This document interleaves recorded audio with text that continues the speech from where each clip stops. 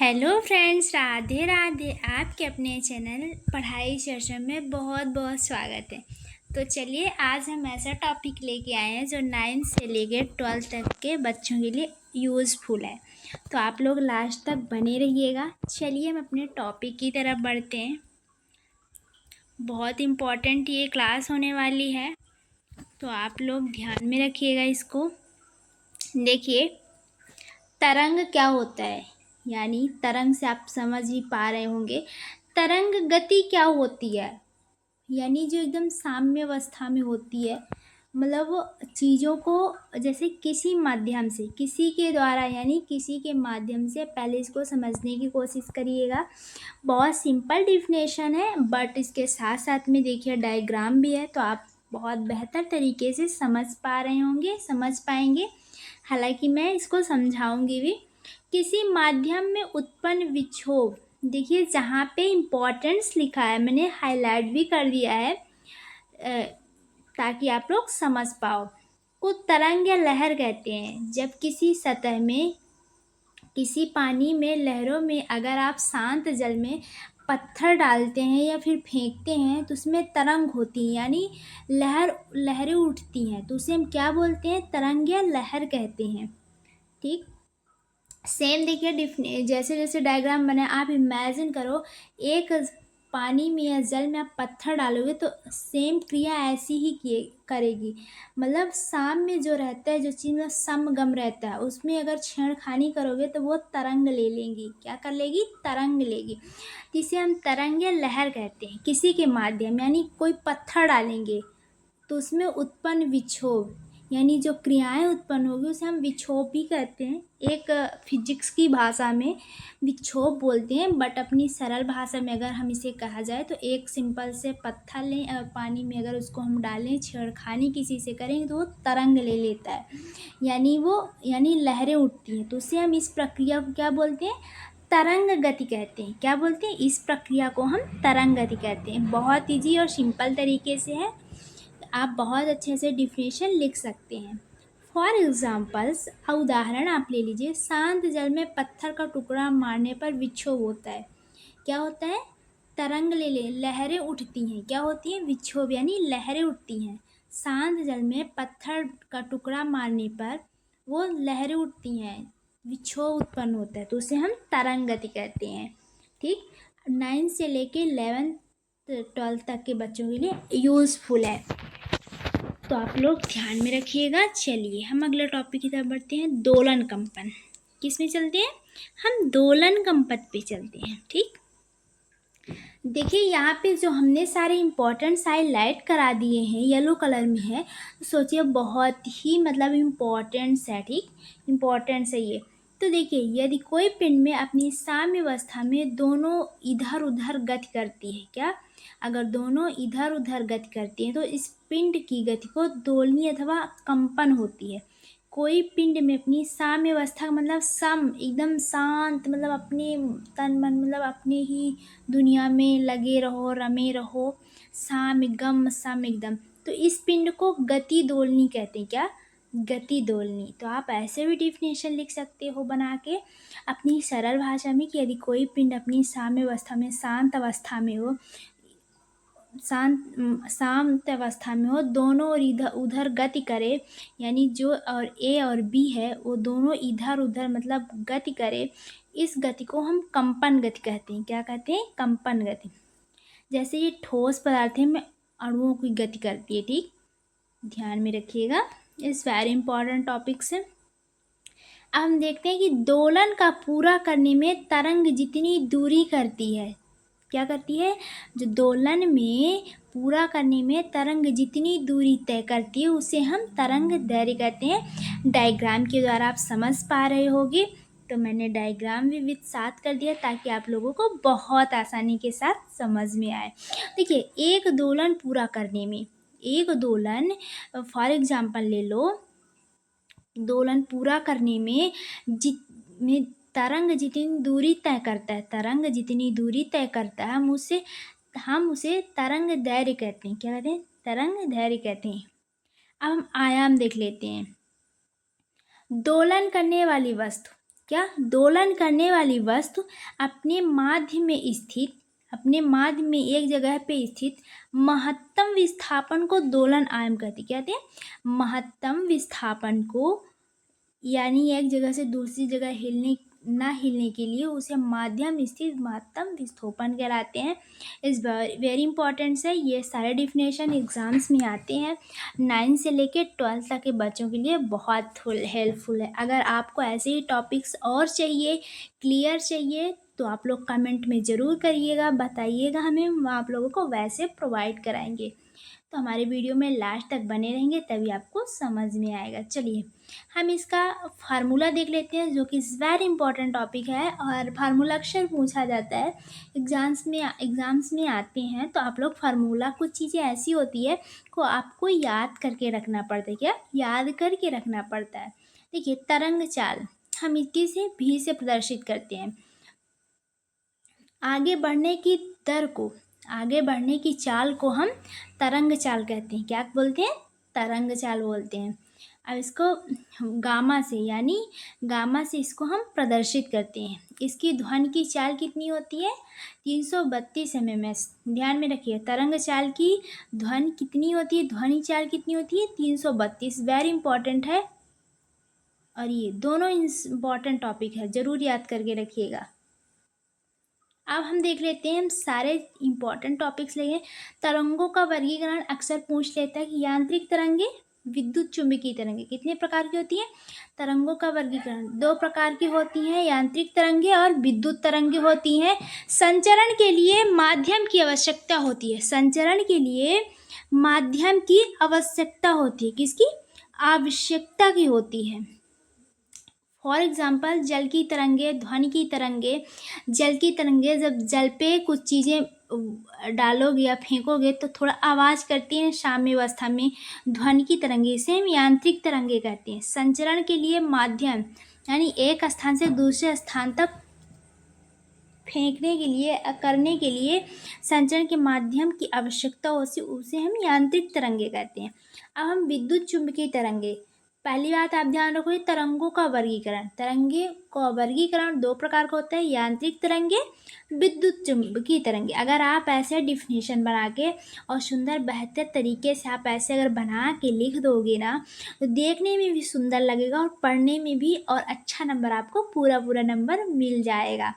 तो आप लोग भले आप एक ही लाइन लिखना, फॉर एग्जाम्पल्स भी लिखना, बट ऐसे आप लिखोगे तो आपको अच्छा नंबर मिलेगा। तो विद्युत चुम्बकीय तरंगे क्या होती है? भौतिक माध्यम की आवश्यकता। क्या?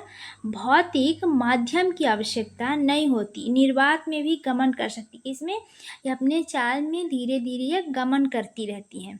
प्रकाश यानी एक्स की किरणें, इसकी एक्स की किरणें, जो कि कोहरा में, फोटोग्राफर में खींचने में, प्रकाश में।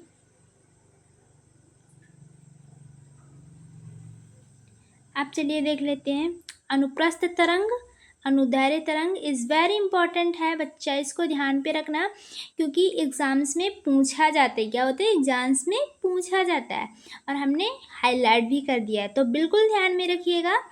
आप अगर ऐसे डायग्राम्स बना दोगे, आप ऐसे 2 लाइन्स लिख दोगे, तो आपको पूरा नंबर मिलेगा। अगर आपको और ऐसे ही टॉपिक्स चाहिए किसी भी चीज़ का, आप फिजिक्स का, केमिस्ट्री का, बायोलॉजी का अगर आपको चाहिए, तो आप कमेंट ज़रूर करिए कमेंट सेक्शन में, हम आप लोगों को वैसे ही प्रोवाइड करेंगे। ओके, तो चलिए हम अगले टॉपिक की तरफ बढ़ते हैं।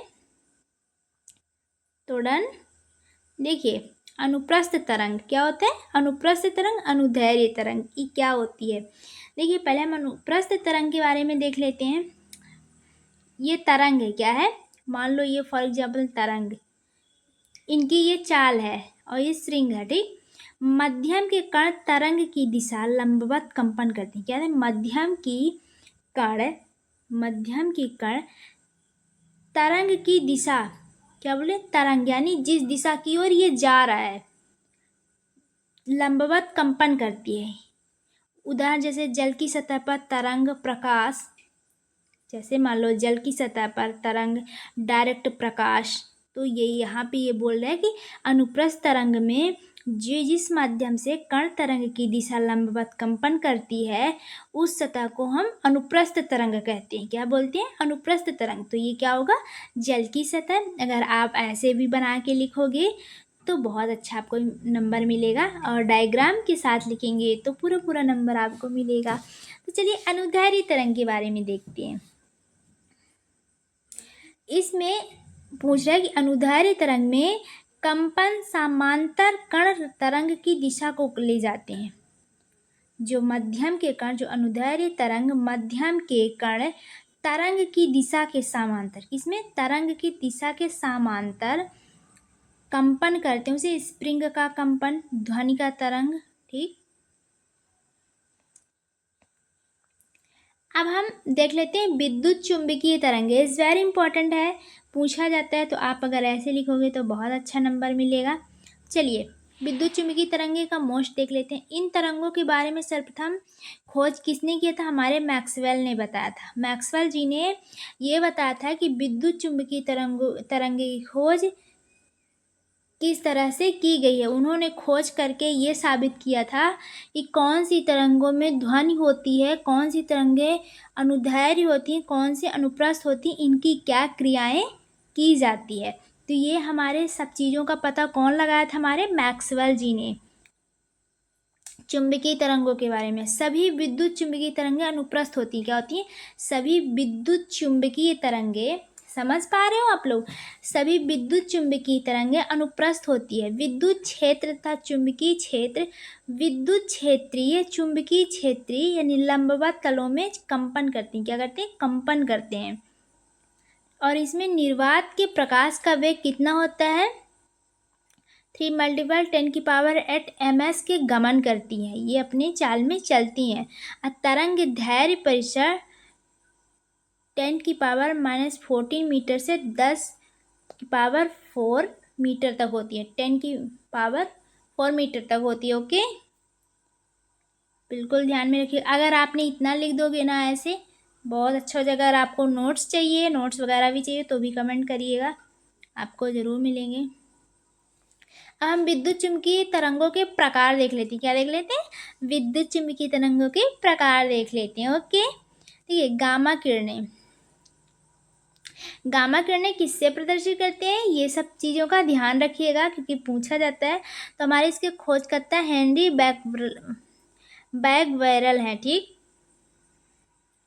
ये क्या करते हैं? अत्यधिक भेदन की क्षमता पे अत्यधिक करते हैं। एक्स की किरणें हमारे एक्स से प्रदर्शित होते हैं। एक्स की किरणें, ये बिल्कुल आप सारा सब कुछ पढ़ लीजिएगा, इज़ वेरी इंपॉर्टेंट है, आप पढ़ लीजिएगा, आप एग्जाम्स में पूछे जाते हैं। अब मैंने ज़्यादा इसको बहुत डीप में नहीं बताया है, मतलब शॉर्ट्स में बता दिया है, क्योंकि अगर आप ऐसे भी लिखोगे तो अच्छा नंबर मिलेगा और डीप में जाने की इतना ज़रूरत नहीं है।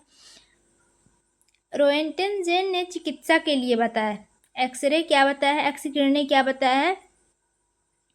रोएंटजेन ने चिकित्सा के लिए बताया। अब पारावैंगनी किरणें यूवी किससे प्रदर्शित होती है? यूवी यानी रीटर, जल शोधन, नकली दस्तावेज आदि के लिए, जलों के लिए, शोधन के लिए, दस्तावेज के लिए, इनके लिए खोजकर्ता खोज किए थे। दृश्य प्रकाश यानी विजिबल न्यूटन जी ने हमारे किए थे। कौन किया था? हमारे न्यूटन जी ने। वस्तु दिखाई देती है। ठीक, अवरक्त किरणें यानी हर्शेल जी ने हमारे किए थे। अवरक्त किरणें की खोज हमारे हर्शेल जी ने किए थे, जैसे कोहरे में, फोटोग्राफी में, टीवी में, रिमोट में। रेडियो तरंग मार्कोनी, हमारे खोजकर्ता कौन है? मार्कोनी जी ने है, दूरसंचार रेडियो के लिए। तो ये याद कर लीजिएगा, बिना याद किए हुए आप इसको नहीं समझ सकते, क्योंकि कुछ चीज़ें ऐसी होती हैं कि आपको पढ़ना पड़ता है, याद करना पड़ता है। ओके, अब ध्वनि की प्रकृति देख लेते हैं। ध्वनि जिसमें शोर होता है, मतलब आवाज आती है, ध्वनि आती है। ध्वनि की एक यांत्रिक अनुदैर्ध्य तरंग, क्या है? अनुदैर्ध्य तरंग यानी ध्वनि। ठीक, इसमें सामने से सीधे गमन नहीं करती है, इसमें किसी माध्यम की आवश्यकता पड़ती है, जैसे हवा की पड़ती है, आवाज की पड़ती है, जल की पड़ती है, इनमें माध्यम इनकी आवश्यक पड़ती है, निर्वात गमन नहीं कर सकती ये, ठीक।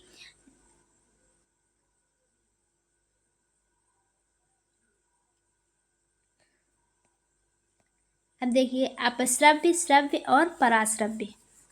देखिए भूप का जो हमारे अपस्रव्य में है 20 हर्ट्ज जो है, यानी भूकंप में कुत्ते सांप सुन सकते हैं। अपस्रव्य में क्या करते हैं कि 20 हर्ट्ज में ये भूकंप में कुत्ते सांप सब सुन सकते हैं, ठीक। और श्रव्य में क्या है, मनुष्य के लिए ये कम पड़ जाते हैं, सुनाई नहीं देते हैं, क्योंकि ये देख पाते हैं, ठीक। इनको मतलब वहाँ तक आवाज़ नहीं जाती है। और इसमें 20 हर्ट्ज में कुत्ता सांप बिल्ली सब सुन सकते हैं, जैसे भूकंप हो गया मतलब अश्रव्य मनुष्य के लिए नहीं देख पाते। और पराश्रव्य यानी 20,000 हर्ट्ज, यानी चमगादड़, डॉल्फिन, गाल्टन आदि ये सब सुन सकते हैं। क्या करते हैं, ये सब सुन सकते हैं। आई होप कि आप लोगों को हमारी वीडियो पसंद आई होगी, तो लाइक शेयर कमेंट जरूर करिएगा और हमें थोड़ा थोड़ा सपोर्ट भी करिएगा, सब्सक्राइब भी कर लीजिएगा। अगला वीडियो आपको किस टॉपिक में चाहिए आप लोग कमेंट में ये भी बताइएगा। चलिए मिलते हैं नेक्स्ट टॉपिक के साथ, मोस्ट इम्पॉर्टेंट टॉपिक के साथ next day. Okay, thanks for watching my video, bye bye.